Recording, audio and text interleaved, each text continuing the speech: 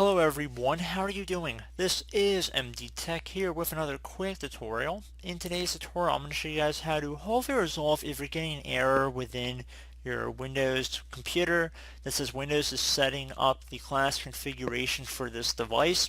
So if you're going underneath the properties of whatever drive that you're having the issue with, there's a good chance that there's some conflicts going on with your network.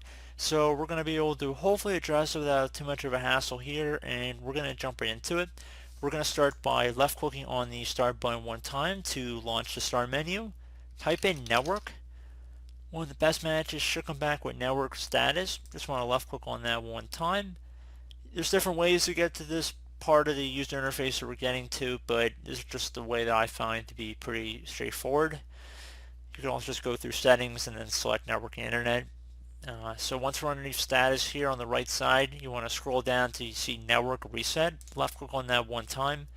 It's going to say network reset. This will remove, then reinstall all of your network adapters and set other networking components back to their original settings. You might need to reinstall other networking software afterwards, such as VPN client software or virtual switches. Your PC will be restarted. Left click on the reset now button. It's going to give you one final prompt here. Are you sure you want to reset your network settings? Left click on yes.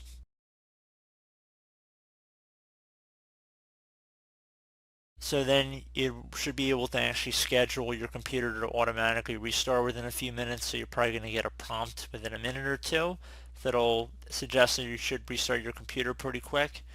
And if that still has not resolved the problem, and you can see the prompt has just come up right here. So we're going to just close, but you can see it's going to shut down in 5 minutes.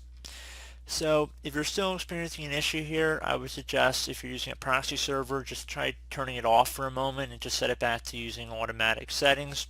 If you're using a proxy server, I imagine you guys would know what that is and how you change those settings. So you just would want to go in and change it back to automatic for the time being and see if that will resolve the problem.